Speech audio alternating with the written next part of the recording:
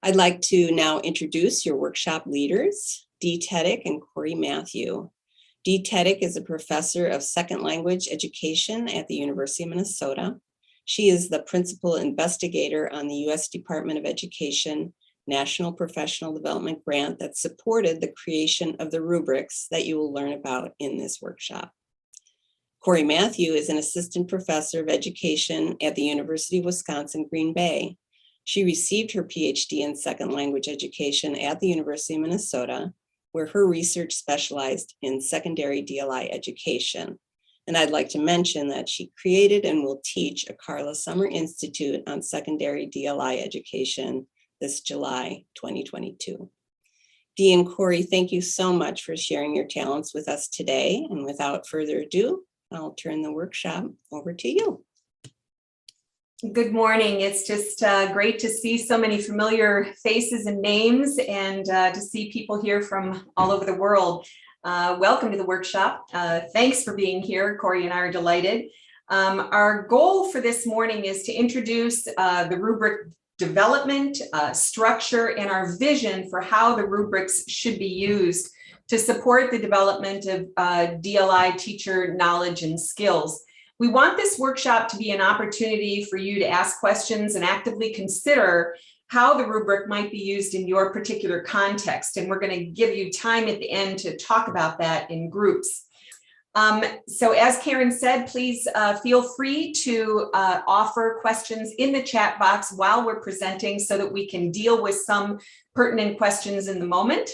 And I'll get us started here.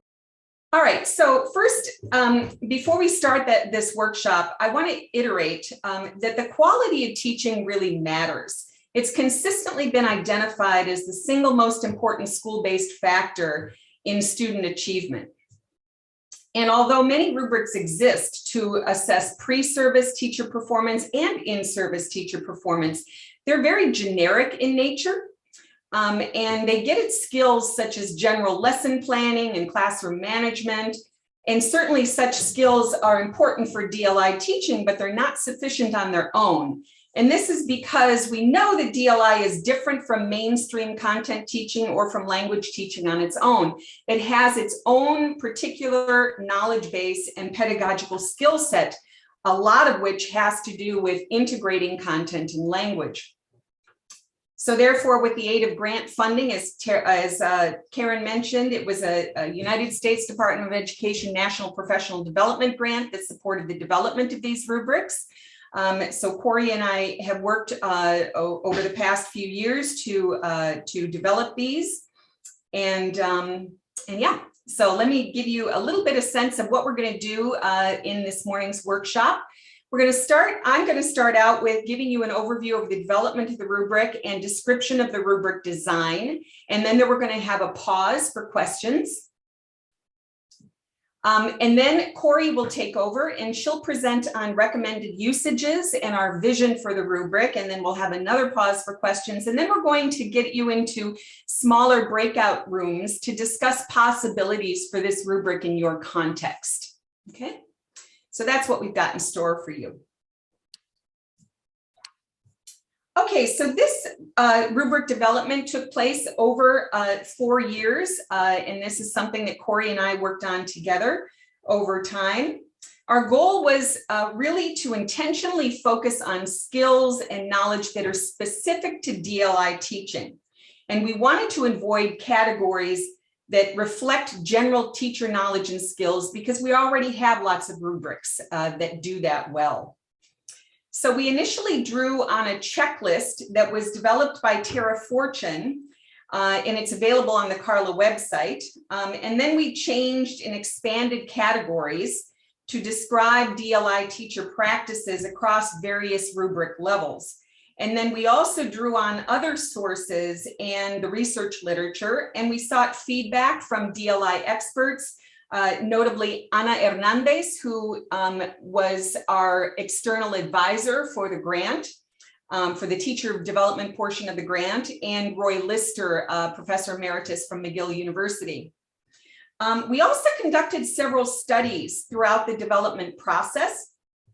First, we conducted an extensive survey study based on our first draft of the rubric. We wanted to know if the content that we'd identified was perceived as relevant to DLI teaching. And we invited 174 practitioners to complete the survey, and they were representing all different types of DLI programs, including Indigenous language revitalization programs, and they represented pre-service and in-service teachers as well as administrators. We got about 60 responses from the practitioner group, a 30% response rate. And then we also invited 72 DLI experts and specialists, researchers, teacher educators, district level program specialists, and so on. And not only from the US, but also Canada and other parts of the world. And we got about 57 responses, or almost an 80% response rate. And we found generally that there were really high relevancy of the strands and the substrands for both the practitioners and the academics and specialists. We also conducted 2 studies involving use of the pre-service rubric. The first one involved 3 student teaching supervisors, and then a case study that we recently finished that was looking specifically at 1 pre-service teacher candidate and 1 supervisor, and looked at sort of how they were using the rubric through a sociocultural lens. And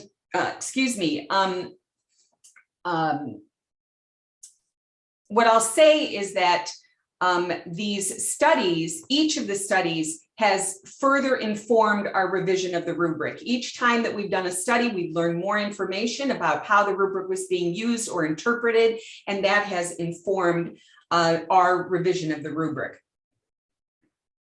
We also piloted the rubric with several of our pre-service licensure cohorts over several years. At the University of Minnesota, we have a relatively new, it was launched in January of 2017. It's a pre-service licensure program that's at the master's level. It leads to licensure in elementary education, and the focus of the program is dual language and immersion. So there was this cycle of piloting, getting feedback from supervisors and the teacher candidates, revision, more piloting, more feedback, more revision, and so on. So suffice it to say that it's been a long process, but also a labor of love on our end. The rubrics and more information are available at the website. And Cory, if you would please copy that and put that into the chat box so that they can easily access that site. Thank you. So basically, over this time, we've created 4 separate resources for DLI teacher development: pre-service, in-service, and a self-assessment rubric, and then also a workbook to accompany the rubrics. Okay, and then I'm going to describe each of these in turn. In designing the rubric, we really very intentionally were focusing the language of the rubric to refer to all students in DLI programs, both minority and majority language learners, learners with different ethnic backgrounds, third language learners, and so on, Indigenous language children, and so on. So the very, very deliberately, we had this wide range of student learners in mind as we were developing this. And so the language is really intended to include and refer to all these learners. We also use the term target language throughout the rubrics to refer to the expected language of instruction at any given time. So of course, in the US, the 2 languages that we one of the languages that we always see in our programs is English, in addition to whatever minority or Indigenous language that is the focus of the program. And so at times, teachers are teaching through the medium of English in the United States, and we would expect the same kinds of practices during their English instruction as well, especially in contexts where they're working with children who are learning English as a second language. So the rubric includes 8 strands, And each of them is divided into specific substrands, which are the number of which is reflected in the brackets after each of these strands, strand titles here. And our goal, again, articulate the skills and knowledge that are uniquely related to the immersion and dual language context and that are necessary for promoting high levels of academic achievement and bilingual and biliteracy development. All right, let me start with the pre-service rubric, and I'll talk a little bit about the different levels. First, let me talk about the 3 developmental stages, which are shown here in blue. At the recognizing, I'm starting at the bottom with the one in blue here. At the recognizing stage, teacher candidates have achieved a level of awareness about the practice. They recognize and understand the importance of the practice for successful student learning. They're able to describe specific strategies. They may be able to cite theory behind a specific practice, or they might recognize it when they are seeing it in another teacher's classroom. However, they make few, if any, attempts to apply their understandings in practice. And if attempts are made, they're rarely, if ever, successful. So with this level, a supervisor might see that the teacher candidate has awareness about a practice because it's described in a lesson plan. But when they observe the lesson, the supervisor sees that the teacher candidate really isn't able to apply that awareness or understanding in their teaching. The next level is the developing level. And when teacher candidates are at this stage, they not only understand the importance of the practice for successful student learning, but they seek to make it a part of their own teaching repertoire. However, they're not able to apply the practice consistently, possibly because of circumstance, for example, structural limitations at that point in their teaching program, or clinical placement particulars, for example, or this might be related to ability. Their attempts are unsuccessful or infrequent. Application of the practice might occur with some students some of the time or in some contexts, but it isn't really part of their daily repertoire. At the excelling level, we see that teachers are excelling when a particular practice has become a part of the teacher's daily repertoire. We see this practice in action, live, and at play in the classroom on a consistent basis. We see this level of excelling as being reflective of what experienced teachers should be able to do, not necessarily the teacher candidates, especially pre-service candidates. We wouldn't expect them to be at this level. It may be possible that they're at this level for a part of a substrand, maybe, but it's going to be pretty unusual for them to be at that level. Even though this level really describes what experienced master teachers can do, we wanted to include this level in the rubric so that the teacher candidates could see how excellent practice is described, and they can aspire to that in their development. So at the very bottom, you see counter evidence, and counter evidence is a term that's used for examples in which the teacher candidate's actions impede or work against successful enactment of DLI teaching. We borrowed this term and the idea of including this category from a group at the University of Minnesota who worked on the development of rubrics to assess pre-service teacher dispositions. It was called the MinEDS project, M-N-E-D-S. You can Google that and find those rubrics. They're absolutely excellent for those of you who are teacher educators and looking at ways to delve into teacher dispositions. At any rate, when counter evidence is included in the rubric, it's a strong sign that the teacher candidate needs further coaching and education. In our program, and our goal would be for pre-service licensure, is that the teacher candidate's performance be squarely within the recognizing and developing stages. In some cases, they may be excelling, as I said before, but that's not our expectation. And we don't want to see any of the counter evidence practices or actions by the end of our program. We want to make sure that those kinds of issues are set aside and that teachers are at least at that recognizing stage across all aspects of the rubric. This is an example of what the rubric actually looks like, the pre-service rubric. The rubric levels, the developmental levels, the recognizing, developing, and excelling intentionally convey that the development of mastery in these pedagogical practices is a process that requires considerable time and practice and reflection and ongoing feedback. Rubric strands are color-coded with color gradations used to represent growth across the 3 developmental stages. We want to thank Stephanie Owen, who's the coordinator of our DLI-Specific pre-service program at the University of Minnesota, for this idea, for the color coding idea. We thought it was really quite brilliant. You also see that there is a narrow white column that precedes the excelling level, and that's to remind teacher candidates that their performance is not expected to be higher than the developing level.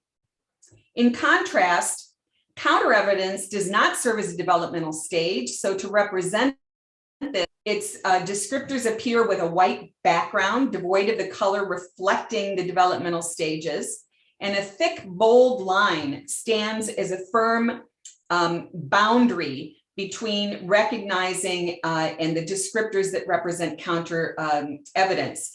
And this is this boundary is really about evidence of teacher candidate behaviors and performance that doesn't reflect the fundamental tenets of DLI education and that may potentially harm children's learning opportunities in the program. We call out such performance in this rubric purposefully to name behaviors that are counter to research-based practices for DLI programs. The 3 developmental stages are also cumulative. In other words, understanding or recognizing a particular practice is necessary before being able to begin to apply that practice in one's teaching. And because each of the substrands has various practices listed, it's also possible for a teacher candidate's performance to straddle 2, possibly more levels, showing their continually evolving strengths and their areas of growth in a particular substrand. I'd like to jump in real quickly with a question from the chat box, Yes. which was if there is any effort to translate or present these rubrics in Spanish or other languages. We don't have the funding to do that. However, next week, I have a meeting with individuals in Canada who are interested in translating the rubric and adapting it for the Canadian context and translating it into French. And so I'll be meeting with them to talk about that. Translation is extraordinarily difficult and expensive, and we didn't have the resources in the grant to be able to do that. We would welcome anybody who's interested in perhaps taking that on. We would like to work with you to make sure that the translation is representative of what we really are intending here. And so anybody who's interested in taking that on, who might have the funding to be able to take that on, feel free to contact us, and we'd be happy to collaborate with you.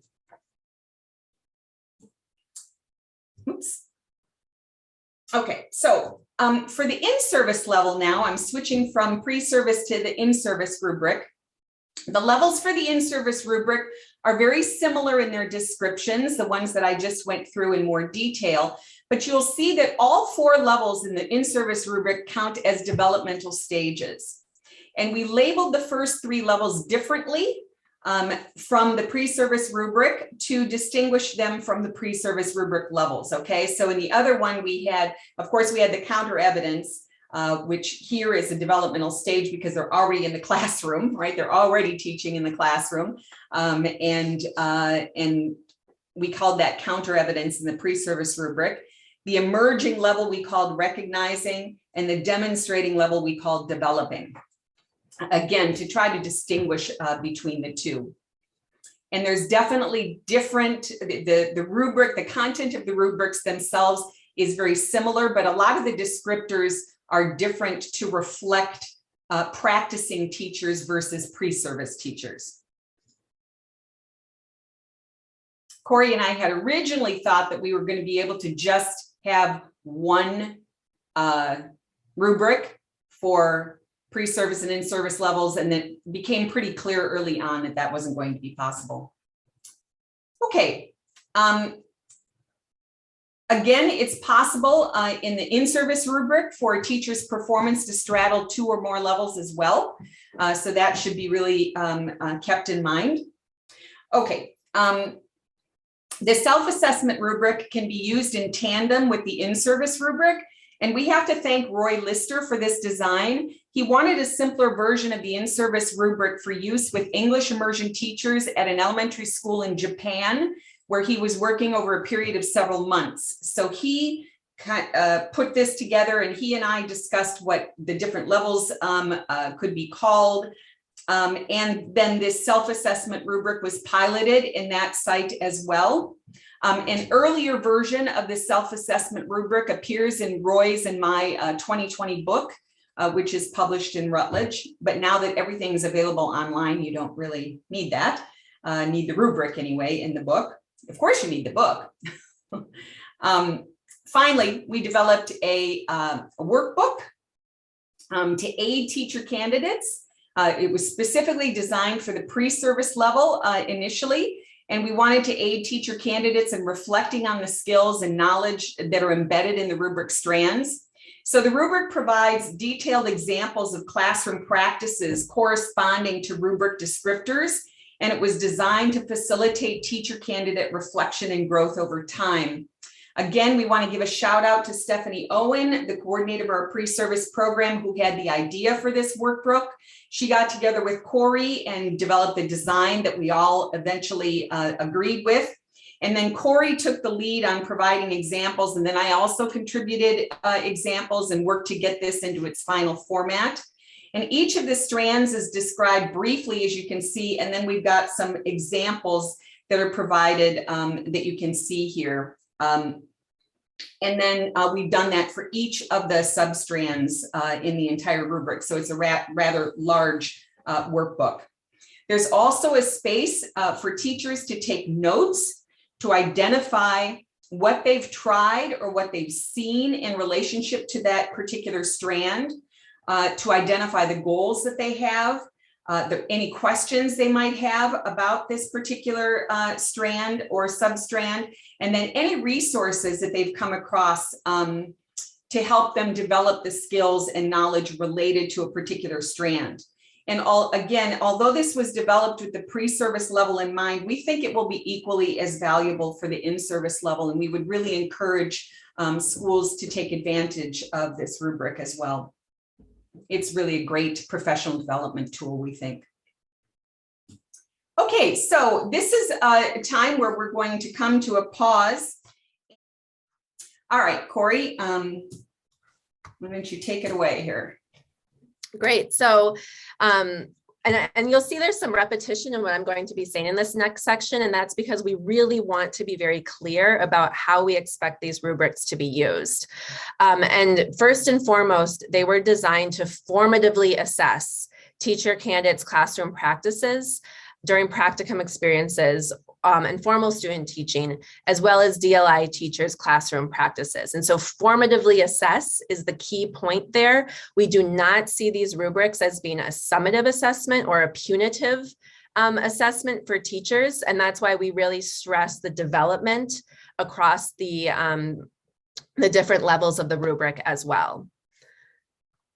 And so, and as Dee mentioned at the beginning, we also want to stress that these rubrics should be used in tandem with and not as a replacement for a university required or a school district required general rubric. So our rubrics only focus on DLI specific knowledge and skills. So you'll see, for example, that we don't have behavior management or classroom routines built into that rubric beyond what is necessary for DLI.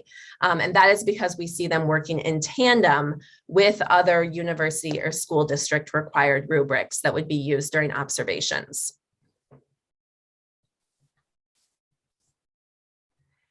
And so before using the rubric as an assessment tool, there needs to be formal opportunities for teacher candidates or teachers to be familiar with and practice the kinds of strategies and practices that are described in this rubric. And this may seem obvious, but it's very important that we stress that the content of the rubric is detailed and it's very comprehensive. And so much work will need to be done to make sure that teachers understand the knowledge and the skills that are embedded within the rubric itself. And we have some suggestions of what this might look like. And so Dee will kind of go through for me here each of them. So we would envision that schools might have professional learning communities, or in a pre-service teacher to professional program, coursework readings that are associated and target specific strands or substrands. We might see other types of professional development offerings where you would bring in an outside expert, but that relates to a specific strand or substrand. And then teachers have an opportunity to look at the rubric and see how the content that they're learning about relates directly to that page of the rubric. We also recommend that teachers have opportunities to rehearse the skills that are talked about in the rubric in professional development or teacher preparation coursework. So this looks like, standing up in front of peers in a professional development workshop and practicing corrective feedback or practicing questioning techniques before being asked to do so and be evaluated on them in the classroom. We also highly recommend that teachers and pre-service candidates, go ahead, Dee. Sorry. Record and analyze videos of their instructional practice. In one of her courses, Dee has an assignment where teachers do this, and it's incredibly generative space for teachers to record themselves, look at the rubric, focusing on a specific instructional practice, and analyze their own recording based on where they see themselves on the rubric. And then try teaching again and recording themselves again and then redoing that analysis. And so I hope you see that each of these different suggestions are ways that this rubric is really a living document in the professional development of a teacher or a pre-service teacher candidate. We also recommend peer observation and coaching. And so teachers getting in each other's classrooms, bringing that rubric in the classroom. Once again, I'll reiterate, focusing on one strand or sub-strand of the rubric at any given time. So maybe only bringing in 2 pages of the rubric, not the whole document, to be doing peer observation and coaching. And then lastly, the principal or instructional coach observations and coaching feedback. And I want to highlight with all of this that this may be obvious already, but principals, instructional coaches, supervisors who might be working with pre-service teacher candidates need to be very familiar with the content of the rubric themselves. And so this means not just reading through the rubric, but looking at some of the additional resources that we provide on the website, and learning about the knowledge and skills for DLI-specific education in order to then provide that assessment and coaching. And so I see this as a really positive, generative space where an entire school or district could come together, focus on a strand of the rubric over the course of a year, and principals, and instructional coaches, and literacy coaches, and teachers are all becoming experts in one strand of the rubric over time. Let me just add, this comes from Kari Rodriguez, a former student of mine. Hi, Kari. She recommends that short targeted readings to support different strands or substrands could be very useful in PLCs and other professional development settings. Most definitely. And so, as I've been saying, the rubrics are best used as a diagnostic, reflective, and coaching tool. These are not summative assessments. They build awareness of areas that need development. They acknowledge areas in which a teacher candidate or teacher's performance excels based on the expectations of the appropriate rubric. And they promote deeper understanding of contextual and possibly systemic elements that might inhibit the enactment of effective DLI teaching and learning. And so what we mean by this is twofold. For one case, with a pre-service teacher, they may be in a student teaching or practicum placement where they simply cannot enact some of the practices in the rubric because of structural constraints. But the rubric can then be used to help that teacher reflect on what those constraints might be, what they would do then when they're a teacher in the classroom to combat those constraints or advocate for their program. Similarly, within a school or a district with in-service teachers, if you find that the teachers are just not getting past, a recognizing state or developing state, are there more systemic constraints in your school or in your program that are keeping teachers from being able to reach that excelling? And how then can you as a school or administrator work to combat those constraints in order to ensure that your teachers are doing the best instruction that they can be doing? As we continue, when you're thinking about doing an observation with teachers, the rubric has been specifically designed so that examples of evidence should be included in writing in the rubric itself. So within each strand of the rubric, at the bottom, there's a space built in for a supervisor or a principal to write notes related to that strand. And we believe this is incredibly important as part of the evaluative and reflective process, that those examples be written directly into the rubric itself. The rubric level descriptors can and should inform pre and post observation conferences or discussions. And so once again, and we've seen supervisors do this in some of our studies, where a supervisor will speak with a pre-service teacher candidate prior to an observation, say, hey, what level of the rubric do you think you're on, or what skill are you working on? Let's read the text of the rubric, see what we're looking for. And then during the observation, really home in and focus on that skill itself. Rather than sort of generally looking at the content knowledge or skill in a very general way. So the rubric, as I've mentioned, is very comprehensive. It's very detailed for this purpose, that it can be used really as a tool both in pre and post observations. And there needs to be specific feedback on how a teacher candidate or performance might improve from one level to the next. And so you can compare two columns and talk directly with a teacher about what do we need to see to start moving towards the next column. A few other points to make here is that a supervisor or principal should not expect to see evidence for each substrand during one observation, or maybe even for all the descriptors within a substrand. So as Dee showed early on with the image of the rubric with check marks across different columns, you might see only evidence for one little part of the rubric. And that doesn't necessarily mean the teacher has done a poor job. It means that you're focusing in on very specific details. And so as we've mentioned, it might be appropriate for a supervisor or teacher candidate to focus on one part of the rubric for a period of time. And sorry. Go ahead. No, that's all right. I'll keep going. So go ahead. So here's a nice quote from Dee and Roy Lister's book that really explains how this rubric should be used as a tool for professional growth. The idea is to provide a supportive environment for teachers to openly talk about their practices, the challenges they experience as they attempt to adopt new practices, and the successes they experience as they hone their knowledge and skills. The ultimate goal, of course, is to improve student learning by improving classroom teaching. So we have a vision for the rubric that we have laid out that I'll share with you here, and then we'll be moving into another group discussion about the use of the rubric. As Dee already mentioned, and it's important to reiterate, this rubric is designed to be applicable and useful in a range of different DLI contexts. So one-way second foreign language immersion, two-way bilingual immersion, our developmental bilingual programs, and also Indigenous language revitalization immersion. I'll just add there that this,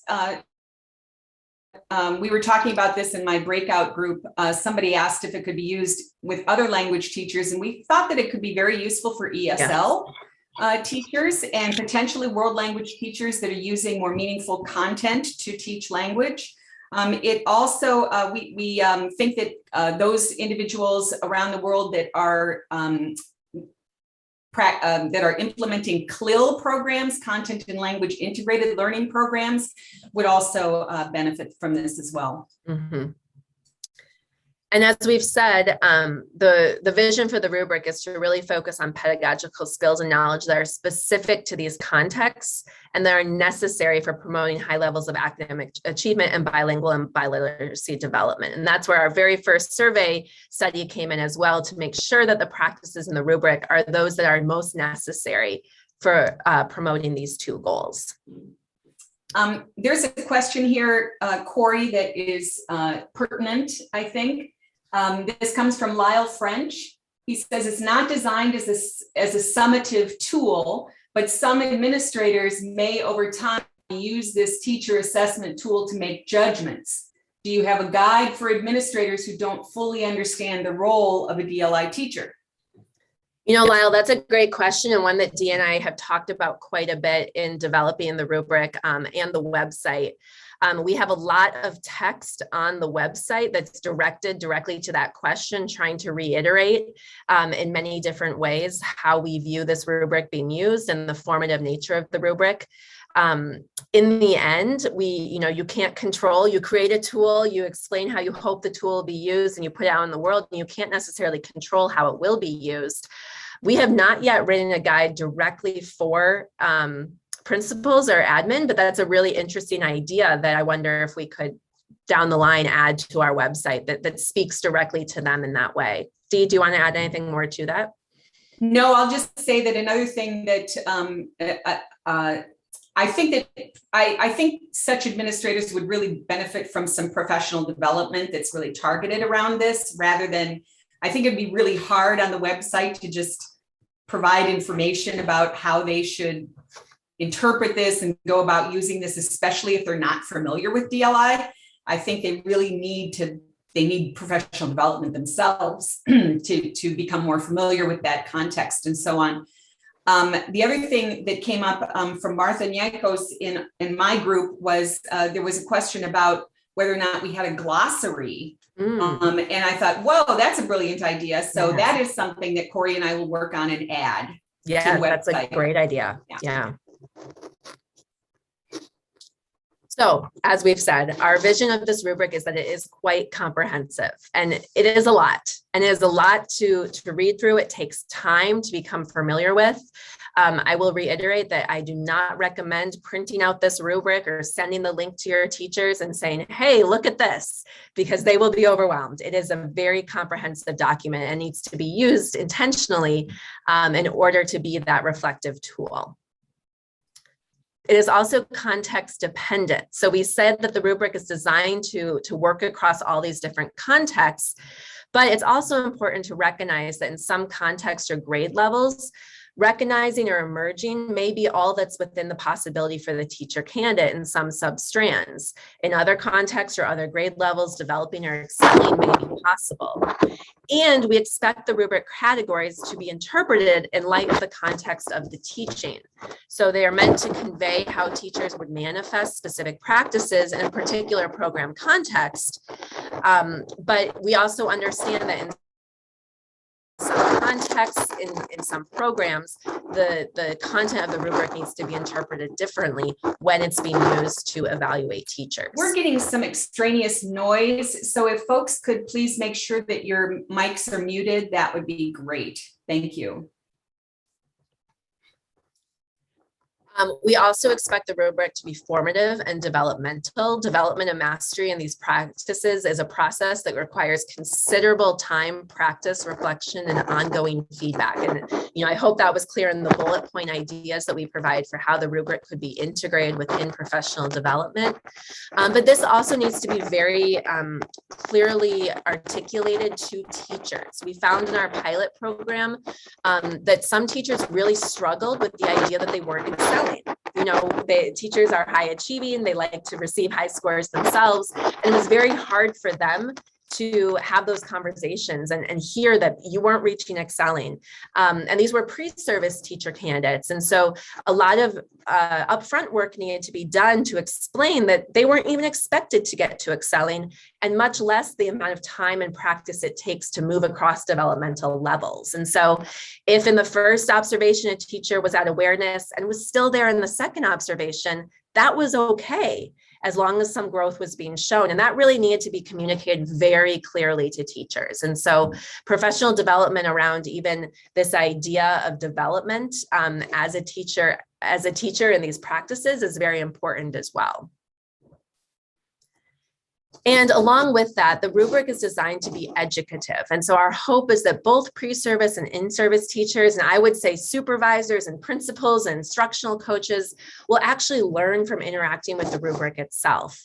The rubric is a tool, as I've said before, where a teacher might read a strand and say, I don't know what this looks like. And that's an opportunity for more education, not an opportunity to say, well, then you're not a good teacher. And so really the design is for them to learn from using the rubric, to learn from using the workbook, and having it being integrated into the life and ethos of a program. I wanted to mute all, but then that would have muted Cory. So again, during the whole group discussion, it's super helpful to have the mics muted, everybody. We're going to go to another breakout session here for about 10 minutes for you to be able to ask questions and offer comments around recommended usage of the rubric and our vision for the rubrics. So we're going to, before we get into the next group, we're going to get into some smaller groups to talk about how you can use this in your own contexts. The recommendation to show people the website and how to navigate through the website came up in our group discussion. So I'm going to do that right now, Cory. Okay. All right, this is what the website looks like. And as you can see, there are tabs along the top. Actually, Cory, why don't you take this on? Why don't you, you're the designer here. So sure. Why don't you take that on? Sure. Yeah. So as Dee was saying, there's tabs along the top. The About tab, if you click over it, you'll see it drops down just some important background information and basically what we've shared today about the description and development. And then you'll see that each of the rubrics and the workbook all have their own tabs. So if you look at the pre-service rubric, we have a page with the descriptors. And so this explains, Dee, if you want to click on that, rubric level descriptors, it explains the different levels of the rubric. For the pre-service rubric, as Dee mentioned, it's different for the pre-service and the in-service rubric. And then if you hover back over the pre-service rubric, we have a page with the recommended usage, a lot of what I just described now. The next tab there, Dee, if you want to go back up over the top. Sorry. Yep, that's okay. Then the next link there has the full rubric. And so you can click on that PDF and it downloads the whole rubric as one document. But then what we've done below that in each of the tabs, which I think is really important for you to know, is that we've laid out each of the individual strands. So you can download each strand as an individual document. We also have it listed, the whole strand is listed here on the website, but you can download a PDF of each of the individual strands by clicking on the link. So we have that for the pre-service and the in-service rubric. I won't go through it all again. And the self-assessment rubric, and then the workbook is here and you can download that as a PDF. You know, Cory, it just occurs to me, I wonder if we ought to separate the workbook into strands too. Oh my, we could. You know, I think that might be really helpful. It wouldn't take too long to do that, I don't think. Yep. So yeah, we could do that. Yep. I think that would be kind of a useful thing as well. Mm-hmm. Because the workbook is really long. Yes. Yeah. And then we have a list here of our references that in my group I've mentioned quite a bit. We recommend definitely looking at this list to get ideas for professional development for teachers, for resources. And then the last pages is some of the scholarly works that Dee and I have put out related to the rubric. Yeah, and we are actually, these are presentations so far. We're working on a couple of publications now that, or one publication now, I should say, on the rubric that will add to this if we are fortunate enough to get it published. Yep. All right, so let me stop sharing then. That gives you a little bit of an overview of what the site is about. Any other broad questions about anything that we've presented so far? The last thing that we'd like to do is get you into smaller groups and give everybody an opportunity to talk about how you see this working in your particular context. And then Cory and I will mingle across groups, if you will, to the degree that we can in the relatively short time that we've got. Thanks again to everybody for participating. I'm sorry that the last group discussion was cut a little bit short here, but we are out of time. Feel free to contact if we didn't get to respond to any questions that you might have or ideas that you might have. Please feel free to reach out to Cory and me. Our email addresses are there. And with that, I will just thank you very much for coming this morning and giving us a little bit of your time on a precious Saturday. Thank you so much. Have a great day, everyone.